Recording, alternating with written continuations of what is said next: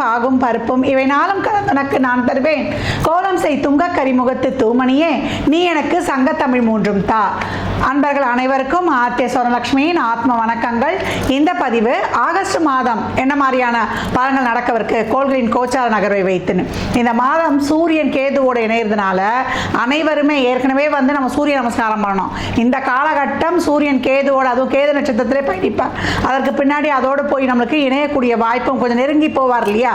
இந்த 3 டிகிரி முன்ன பின்ன போகும்போதும் ரொம்ப அலாட்டாக இருக்கணும் எல்லாருமே, 12 ராசிக்காரர்களும். அப்போ இந்த சாயா கிரகங்கள் ஒளி கிரகங்களையே வந்து ஆளுமை செய்யக்கூடியவர்கள், விழுங்கக்கூடியவர்கள் நம்ம கேள்விப்பட்டிருக்கோம். அப்போ இந்த மாதம் சூரிய காயத்ரி சொல்வது காலை மாலை நம்மளுக்கு வந்து சூரியன் மறைவுக்கு முன்னாடி சூரியனுக்கு நீர் வார்ப்பது எப்போ வந்து இப்போ மட்டும் கிடையாது, ஒளி கிரகங்களை காலைல சூரியனையும் இரவுல சந்திரனையும் வழிபடுவது ரொம்ப நம்மளுக்கு வந்து ஒரு ஆத்ம பலத்தையும் ஆன்ம பலத்தையும் உடல் ஆரோக்கியத்தையும் ஒரு மன தெளிவையுமே இந்த 2 ஒளி கிரகங்களும் கொடுத்துரும் அப்படின்னு வந்து சொல்லலாம். இந்த மாதம் குறிப்பாக அனைவரும் வந்து இந்த சூரியன் கேது சேர்க்கை ஏற்கனவே வந்து டிரான்சிட்ல நல்லா இருக்கவங்களுக்கும் சரி, இல்லை ஒரு சுமூகமாக இருக்க இல்லாதவங்களுக்கும் சரி, நல்லா அந்த டிப்ரெஷன் வந்துடும். டிப்ரெஷன் வந்து எதுக்கு தான் வருதே தெரியாது. எல்லாருக்கும் பைசாவுக்கு குறவு இருக்காது, சொத்து பத்துக்கு குறவு இருக்காது. இருந்தாலும் போய் கேளுங்களேன், என்னவோ நாங்கள் எண்ணத்தை வாழ்னா எண்ணத்தை பண்ண இப்படி தான் இந்த எண்ணத்தை வந்து அங்கே வந்து தொக்கி நிற்கிறோம். அதனால் நம்ம இப்போ நிறைய வந்து கேதுனாலே யாரும் மற்றவர்கள் ஆன்மீக குருமார்கள், அதே போல் நம்மளுடைய சித்தர்கள் ஜீவசமாதி வழிபாடு, நம்ம மற்ற உயிர்களை எல்லா உயிர்கள்கிட்டுமே ஒரு அன்போட நல்லது நடந்தாலும் நமக்கு ஒரு சாதகம் இல்லாத சூழல் இருந்தாலும் நியூட்ரலாக எடுத்துகிட்டு போகிறது. இந்த பக்கம் நம்மளுக்கு இருக்குமா, நம்மளாம் மகான்களானால் தான் அந்த பக்குவம் வரும். ஆக மொத்தத்தில் இந்த ஆகஸ்ட் மாதம் அருமையான வழிபாடுகள் வருது. இறைவனை மட்டும் கையில் பிடிச்சிக்கிறோம். சூரிய வழிபாடு கண்டிப்பாக செய்யணும். ஏன்னா 5 என்ற பாவத்தில் வந்து நிறைய வந்து ஒரு எல்லாவான பொக்கிஷமான விஷயங்கள்லாம் இருக்கு. நம்ம எப்படி சுற்றுப்புறத்தை வச்சு ஹேண்டில் பண்ண போறோம், எதெல்லாம் எப்படி எடுத்துக்க போறோம், நல்லதை எடுத்துக்க போறோமா, நம்ம வந்து தேவையில்லாத எடுத்துக்க போறோமா. அப்ப இந்த மாதம் வந்து நம்ம நேர்மறையா சிந்தித்து நேர்மையா பணிக்கும் போது இந்த மாதம் மட்டுமல்ல எப்பவுமே வந்து தெரியாத களமறைங்கள்லாம் 12 ராசிக்கும் என்ன மாதிரியான பலாபலன்கள் இருக்க போகுது என்பதை துல்லியமாக காணவிருக்கிறோம். இதுல மட்டும் சொல்ற வழிபாடுகள்லாம் ரொம்ப எளிமை. நீங்கள் வந்து வழிபாடு பண்ண முடியலனாலும் ஒரு 2 நிமிடம் கண்ணை மூடி அந்த தெய்வத்தை வந்து மனசார நினச்சி கையெடுத்து கும்பிட்டு போயிட்டா கூட தெய்வம் பார்த்துக்கிட்டே இருக்கும். அம்மான்னு ஒரு வார்த்தை கூடுங்க, அம்மா அம்மா எங்க மாமா அப்படின்றதுக்கும் அம்மா அப்படின்றதுக்கும் அந்த அம்மான்ற வார்த்தை தான் பிரபஞ்சம் வந்து உங்ககிட்ட கேட்குது. தாயே, ஏன்னா அம்மான்னா தாய் தான் முதல்ல கூப்பிட்ட உடனே ஓடியா இருப்பா. அப்போ இந்த சூரியன் சிறப்பாக இயங்குவதற்கு நம்மளுடைய லலிதாம்பாள் இருக்கிறார்.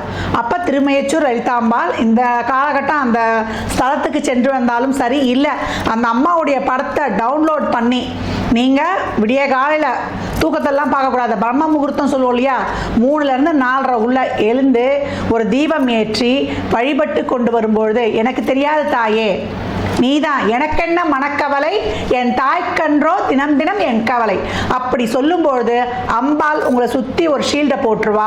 இந்த ஆகஸ்ட் மாதம் அதிரடியான திருப்பங்களையும் மாற்றங்களையும் கண்கூடாக காணலாம். ஆரம்பத்திலே உங்களுக்கு வழிபாடு சொல்லியிருக்கிறேன், இது பொதுவான வழிபாடு. இன்னும் உங்கள் ராசிக்குள்ளே போகும்பொழுது என்ன மாதிரியான வழிபாடுகளை பின்பற்றி உங்கள் வாழ்வை வளமாக்கி கொள்ளலாம் என்பதை வந்து நம்ம அருமையாக காணலாம். விருச்சிக ராசி விருச்சிக லக்னத்திற்கான பலன்களை காணவிருக்கிறோம். இந்த ஆகஸ்ட் மாதம் எப்படி தாமா நாங்கள் கடந்து வரப்போகிறோம் அப்படின்னு கேட்குறவங்களுக்கு, ஏன்னா நிறைய இன்னல்களுக்கு ஏற்கனவே அர்த்தாஷ்டம சனி போய் இப்போ அர்த்தாஷ்டம ராகு ஒன்றுமே எங்களுக்கு பிடிபடல. குடும்பத்தில் டே டு டே லைஃப் பிரச்சனை, வீட்டுக்கு ஏன் போகிறோன்னு இருக்கோம், தொழில் செய்கிற இடத்துல அதுக்கு மேலே ப்ரெஷர்மா, ஒர்க் ப்ரெஷரு. நாங்கள் நினைக்கிறோம் வேலையில் ஒரு பிடிச்ச மாதிரி வேலை கிடைக்கணும்னு, ஆனால் நாங்கள் பிடிச்ச வேலையே இல்லை, எங்களுடைய சூழலுக்கு ஜீவனம் வரணுமே, அதனால் நாங்கள் வந்து ஒரு வேலைன்னு ஒரு பேருக்கு போய்கிட்டு இருக்கோம் அப்படின்னு ரொம்ப மன கஷ்டப்படக்கூடியவர்கள், வேலை செய்கிற இடத்துல மேலதிகாரி உடன் பணி புரிபவர்கள் மட்டும் இல்லாமல் அனைவரையுமே அனுசரித்து செல்லக்கூடிய ஒரு சூழலாக இருக்குது. தொழிலை வந்து நாங்கள் பிடிச்சிக்கிறோம், கிடைச்ச வேலையை நாங்கள் பிடிச்சி செய்கிற மாதிரி இருக்குது. இந்த காலகட்டம் நீங்கள் எந்த எதிர்பார்ப்பும் வைக்க வேண்டாம். உங்களுக்கு நடக்கிறதுலாம் இந்த ஒரு வேலைக்கு போகிறீங்கன்னா கூட அதற்கான ஒரு உழைப்பையும் உத்வேகத்தையும் போடுங்க. பின் வரக்கூடிய இதிலே ஒரு அனுபவம் கிடைக்கும். அப்போ நிறைய மாற்றங்கள் உங்களுக்காகவே காத்து கொண்டிருக்குது அப்படின்னு வந்து சொல்லலாம். இந்த மாதத்தை பொறுத்த வரைக்கும் உங்களுக்கு வந்து எங்களுக்கு நன்மை நடக்குமா, எங்களுக்கு தேவையில்லாத நடக்குமா அப்படின்னு கேட்குறத விட கேஷுவலாக பயணித்து வந்துடலாம். உங்களுக்கு எந்த ஒரு பிரச்சனையும் இல்லாத ஒரு நல்ல மந்த் அப்படின்னு வந்து சொல்லலாம். ஒரு ஹையர் பொசிஷனில் இருக்கிறீங்க, ஒரு யூனிஃபார்ம் போட்ட ஃபீல்டில் இருக்கிறீங்க அப்படின்னா இதில் வந்து ஒரு ஹையர் பொசிஷன்ஸ் என்னென்னா ஒரு இராணுவத்திலேயோ இல்லை ஒரு போலீஸ்லேயோ இல்லை ஒரு நிறுவனமாக இருந்தால் அதில் வந்து ஒரு ஹெச்ஆராக இருக்கிறது, நம்ம வந்து ஒரு எம்டியாக இருக்கிறது, இந்த மாதிரி இருக்கிறவங்களாம் ரொம்ப அவசரப்பட்டு முடிவெடுக்காமல் பொறுமையாக இருக்கணும். ஏன்னா இந்த காலகட்டம் வந்து நம்ம செய்கிற தப்பாக கூட முடிவெடுக்கக்கூடிய வாய்ப்பு இருக்குது. அதனால் 10 தடவை சொல்லுவாங்கள்ல, கண்ணால் காண்பதும் போய் காதால் கேட்பதும் போய் தீர விசாரிப்பதே மெயின் சொல்லுவாங்கள்ல, அந்த மாதிரி இந்த காலகட்டம் வந்து நம்ம வந்து பயணித்து கொண்டு போயிடணும் அப்படின்னு வந்து சொல்லலாம். குடும்பத்தில் வந்து நிறைய வாக்குவாதங்கள்லாம் வச்சுக்கொள்ளக்கூடாது. தேவையில்லாத வாக்குவாதங்களை தவிர்த்து கொள்வது இந்த காலகட்டம் ரொம்ப சிறப்பு அப்படின்னு வந்து சொல்லலாம். பணம் கொடுக்கல் வாங்கல், வாய் வார்த்தை, ஜாமீன் இதெல்லாம் ரொம்ப கவனம் இருக்கணும். ஏன்னா எல்லாருமே வந்து உங்ககிட்ட உதவி கேட்டு வராமல் இருக்கும். கையில் வந்து 10 பைசா நிற்காது. ஏன்னா உங்களுக்கே நிறைய கடன் பிரச்சனை, குடும்பம் சார்ந்த பிரச்சனைகள் இருக்கும். உங்ககிட்ட வந்து உதவி கேட்க வருவாங்க. அந்த நேரத்தில் வந்து நீங்கள் இல்லைன்னு சொல்ல முடியாது. உடன் பிறந்தவர்கள் வந்து கேட்டாங்கன்னா நம்ம டக்குன்னு என்ன பண்ண முடியும்? ஒன்றுமே இந்த காலகட்டம் பண்ண முடியாது. ஏன்னா 3 நாளுக்குடையவர் தான் இப்போ நம்மளுக்கு வந்து 5ல் உட்கார்ந்துருக்கிறார். இந்த காலகட்டம் வந்து கூட பிறந்தவங்களுக்கு இருக்கக்கூடிய பிரச்சனைகளை வந்து நீங்கள் தீர்த்து கொடுத்து அதன் மூலியமாக ஒரு மன சந்தோஷம்லாம் இருக்கும். அவங்களோட இருந்த ஒரு வாக்குவாதங்கள்லாம் இந்த காலகட்டம் வந்து கொஞ்சம் கவனமாகவே பார்த்துக்கொள்ளணும். ஏன்னா செவ்வாய் நேரடியாக வந்துருச்சு. அப்போ தசாபுதிலாம் சிறப்பு இல்லை அப்படின்றவங்களுக்கு கூட பிறந்தவங்களோட ஒரு சில ரெண்டுமே கலந்து இருக்கும். அந்த சூழலுக்கு ஏற்ற மாதிரி ரொம்ப வந்து எதிர்பார்ப்பெலாம் வச்சுக்கொள்ள முடியாமல் கேஷுவலாக பயணிச்சிடணும். இந்த மாதத்தை பொறுத்த வரைக்கும் உங்களுக்கு ஒரு நல்ல வேலையில் இருக்கிறீங்க, சம்பளம்லாம் வருதுன்னா ஒரு மாற்றம்லாம் வந்து பெருசாக இது பண்ணாமல் அப்படியே ஒரு அமைதியாக வந்துடுவது. பெண்களுக்கு வேலை பளு, பணிச்சுமை அதிகம் எப்பவுமே இருக்கும். தேவையில்லாத பிரச்சனைலாம் நம்மளை தேடி வரும். தேவையில்லாத சொல்லலாம் நம்ம கேட்க வேண்டியதாக இருக்கும். அதெல்லாம் பெருசாக மண்டைக்கும் மனசுக்கும் ஏற்றுக்கொள்ளக்கூடாது. இந்த காலகட்டம் வந்து உடல் ஆரோக்கியத்தில் ரொம்ப கவனம் தேவை. சின்ன உடல் உபாதையாக தான் பேக் பெயின், உஷ்ணக்கட்டி, உஷ்ணத்தால் வந்து ஒரு அடிவயிறு சூட்டு வலி பிடிச்சி இழுக்கிறது, அதே போல் கொப்பளங்கள் வருவது. ஒரு சிலருக்கு இந்த காலகட்டம் வந்து சூட்டால் சளி பிடிக்கும் இல்லையா, அதெல்லாம் இருக்கிறது. அதே போல் அஜீரண சம்மந்தப்பட்ட கோளாறுகள் வந்து ஏற்படுவது, நம்மளுக்கு இஎன்டி சம்மந்தமான பிரச்சனை, சாப்பிட்ற உணவுகளில், பயணங்களில் இதெல்லாம் வந்து ரொம்ப கவனமாக இருக்கணும். புளிப்பு, எண்ணெய், காரம், ஸ்பைசி உணவுகளை தவிர்க்கணும். தேவையில்லாத வார்த்தைகளை விட்டுவிடக்கூடாது. இது வரைக்கும் வந்து பிரச்சனையாக இருந்தது, எனக்கு வந்து ஒரு மன அழுத்தமாக இருந்தது. மன அழுத்தம் தான் ரொம்ப அதிகமாக இருக்கும்.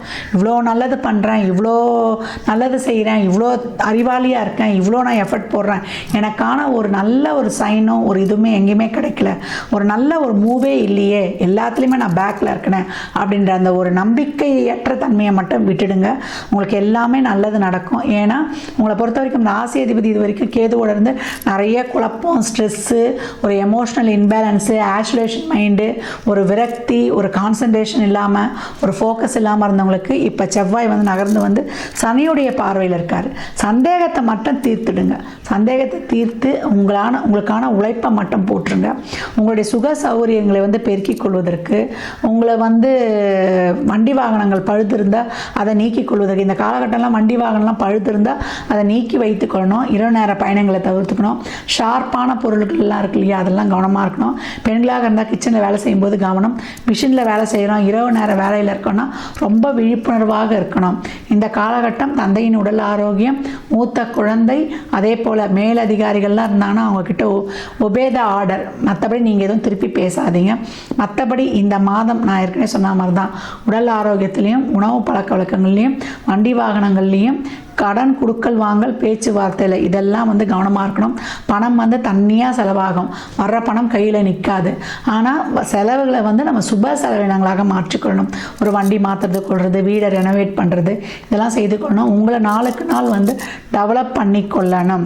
எந்த துறையாக இருந்தாலும் உயர் பதவியில் இருக்கிறவங்க நல்ல கவனம், கீழே அண்டர்லைன் பண்ணிக்கோங்க. அரசியல் துறையாக இருந்தாலும் யாராவது ஒன்று சொல்ல போய் அது நீங்கள் சொன்ன மாதிரி காசு பரவதற்கும் வாய்ப்பு இருக்குது. அதனால் வாய் வார்த்தையில் நம்ம ஷேர் பண்ணுற விஷயத்தில் எப்பவும் கவனமும் பொறுமையும் நிதானமும், அதே மாதிரி குடும்பத்தில் சகிப்புத்தன்மையும், உங்களுடைய பொறுப்புகளில் பொறுப்புணர்வும் எடுத்துக்கிறது.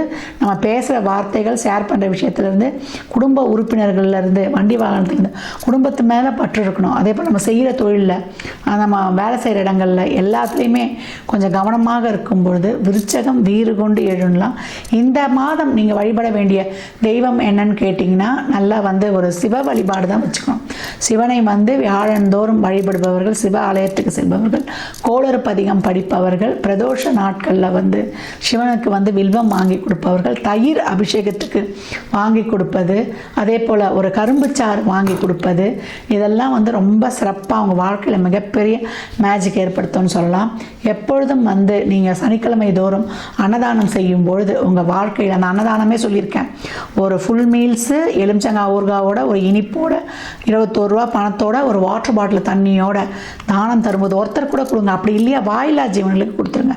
பசுவுக்கு நீங்கள் வந்து தானம் கொடுக்கும் பொழுது ரொம்ப சிறப்பானதை வந்துக்கலாம். பெரியவங்களை பிளெஸ்ஸிங்ஸ் வாங்கிக்குவது பெரியவங்க கிட்ட, பெரியவங்களை வந்து பேணி காக்கிறது உங்களுக்கு என்றைக்குமே ரொம்ப சிறப்பான பலன்களை தந்துடும். நிறைய ஒரு மனசில் இருந்த அந்த குழப்பம், அந்த நம்பிக்கையற்ற தன்மையெல்லாம் நீக்கிக் கொள்வதற்கு மெடிடேஷன், தியானம் உங்களுக்கு வந்து வழிகாட்டுன்னு சொல்லலாம்.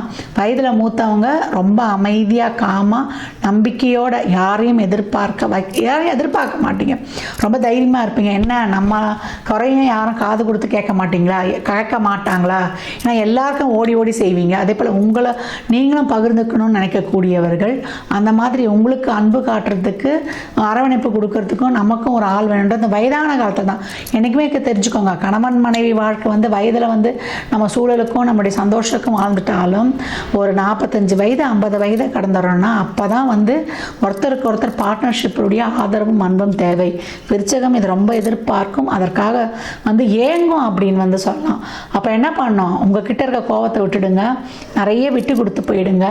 எங்கே வந்து புரிதலும் அன்பும் நன்றியுணர்வும் இருக்கோ அங்கே இருக்கக்கூடிய உறவு நம்மளை என்றைக்குமே போகாது.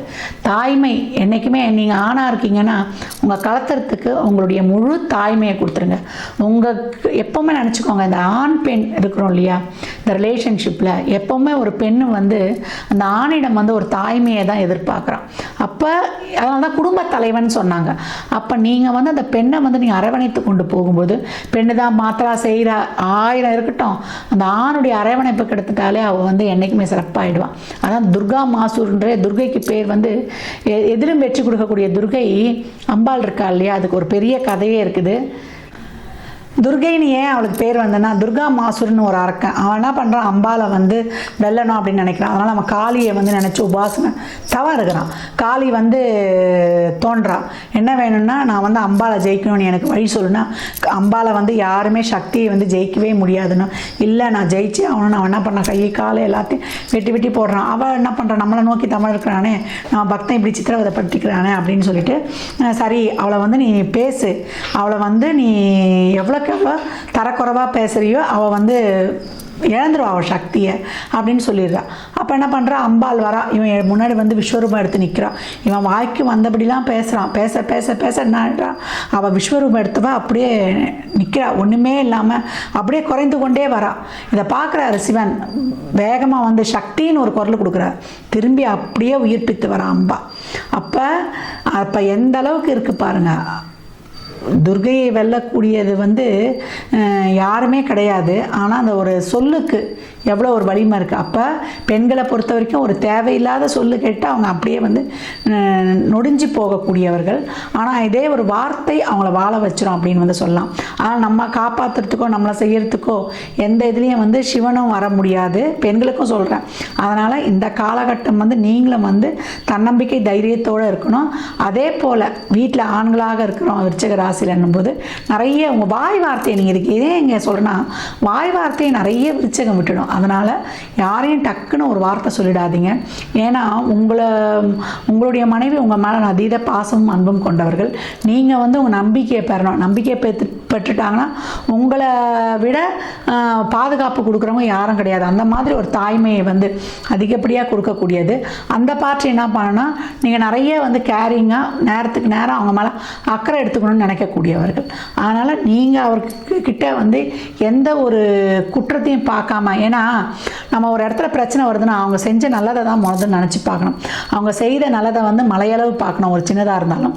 அவங்க செய்த வந்து கஷ்டத்தை வந்து மலையளவு இருந்தாலும் கடுகளவாக பார்க்கும்பொழுது நம்ம குடும்ப உறவுகள் வந்து சிதையாமல் கட்டுக்கோப்பாக இருக்கும். அதனால தான் நம்முடைய குடும்ப கலாச்சாரமே என்ன பண்ணுவாங்க, கல்யாணம் ஆகணும், கல்யாணம் ஆன பிறகு கணவனுக்காக வாழ்ந்தேன், அதுக்கப்புறம் குழந்தை வந்துடும், குழந்தைக்காக வாழ்ந்தேன், எங்கள் அம்மா அப்பாக்காக வாழ்ந்தேன், என் அண்ணன் தம்பிக்காக வாழ்ந்தேன், அவங்க கட்டி கொடுத்துட்டாங்க, என்னுடைய கௌரவம் வெளியே போயிடும், இப்படியெல்லாம் இருந்ததுனால தான் நம்முடைய குடும்பம் கலாச்சாரம் இன்னும் வந்து கொண்டிருக்குது. அதனால் ஆண் பெண் இருவரும் ஒருவருடைய உள்ள உணர்வுகளை மதித்து அவர்களை அனைத்து வகையிலையும், சாப்பாடு தான் நான் போடுறேன், கட்ட துணிமணி தான் கொடுக்குறேன்னு கிடையாது, உள்ள உணர்வுகளை அவங்கள சந்தோஷமாக என்றைக்குமே வச்சுக்கணும். அப்போ தான் சுக்கிரன் பாசிட்டிவாக ஆக்டிவேட் ஆகிடும். ஏன்னா அவங்கள பொறுத்த வரைக்கும் 7-12 சுக்கிரன். அவங்களுக்கு தேவையில்லாத டார்ச்சரை கொடுத்துட்டு அப்புறம் போய் நம்ம சந்தோஷமாக பேசுறதுலாம் ரொம்ப கஷ்டம். மனசு தான் ஒருத்தவங்கள எவ்வளோக்கு எவ்வளோ ஒருத்தவங்க வந்து ஐயோ அவங்கக்கிட்ட பேசினமே நம்மளுக்காக ஏங்கி நிற்கிறாங்கன்னா அவங்க நம்ம கண்ணுக்கு அவங்க நம்ம இறைவனாக தெரியும். அந்த மாதிரி ஒரு சூழலை எடுத்துகிட்டு வர்றது எதுனா நம்மளுடைய எதையும் எதிர்பார்க்காத மாசற்ற அன்பும் நன்றி உணர்வு மட்டுமே. ஏன் விச்சிகத்துக்கு இவ்வளோலாம் சொல்கிறேன்னா, இப்போ இருக்கக்கூடிய சூழலில் கிரகங்கள் அப்படி அமைஞ்சிருக்குது. செவ்வாய் சனியோட பார்வையில் இருக்கும். ஆரம்பத்தில் செவ்வாய் கேதுவோட இருந்து இப்போ கடந்து வந்திருக்குது. ஏற்கனவே 4ல் இருக்க ராகும் 10ல் இருக்க கேதும் இதை இண்டிகேட் பண்ணிக்கிட்டே இருக்கிறாங்க. சனியும் உங்களுக்கு வந்து வக்ரமாகி 5ல் இருக்கிறார். நான் 3-4 கூடையவர். அப்போ உங்களுடைய எண்ணம், சொல், சிந்தனை, உங்களுடைய குடும்ப உறவுகள், உங்கள் மனசு நிம்மதியாக இருக்கிறதா சொல்கிறதெல்லாம் உங்களுடைய ஆட்டிடியூடு, உங்களுடைய பிஹேவியரும், உங்களுடைய செயல்பாடுகளும் அதெல்லாம் சிறப்பாக நேர்மறையாக இருக்கும்பொழுது உங்கள் வாழ்க்கையில் என்றைக்கும் மிகச் சிறப்பான பலன்களே. மாதம் வந்து நீங்கள் வழிபட வேண்டிய தெய்வம் என்ன கேட்டிங்கன்னா, திருச்செந்தூர் செந்தில் ஆண்டவனை தம்பதி சமேதரா வியாழந்தோறும் ஒரு நெய் தீபம் ஏற்றி வழிபடும் பொழுது உங்கள் வாழ்க்கையில் மிகப்பெரியான மாற்றங்களும் ஏற்றங்களும் கண்கூடாய் பார்க்கலாம். விருச்சிக ராசி லக்னக்கார அன்பர்களுக்கு என் மனமார்ந்த வாழ்த்துக்களை தெரிவித்துக் கொள்கிறேன். நிறைய வழிபாடு சொல்லியிருக்கீங்களே, நாங்கள் எதை தான் பின்பற்றுறதுன்னா, யார் யாருக்கு என்ன தேவையோ அந்த வழிபாடையெல்லாம் பின்பற்றி உங்கள் வாழ்வை வளமாக்கிக் கொள்ளுங்கள். மற்றும் ஒரு சிறப்பான பதிவில் சந்திக்கும் வரை தங்களிடமிருந்து விடைபெற்றுக் கொள்வது ஆர்த்திய சொர்ணலட்சுமி. இறை அருளால் அனைத்தும் நிறைவாகட்டும்.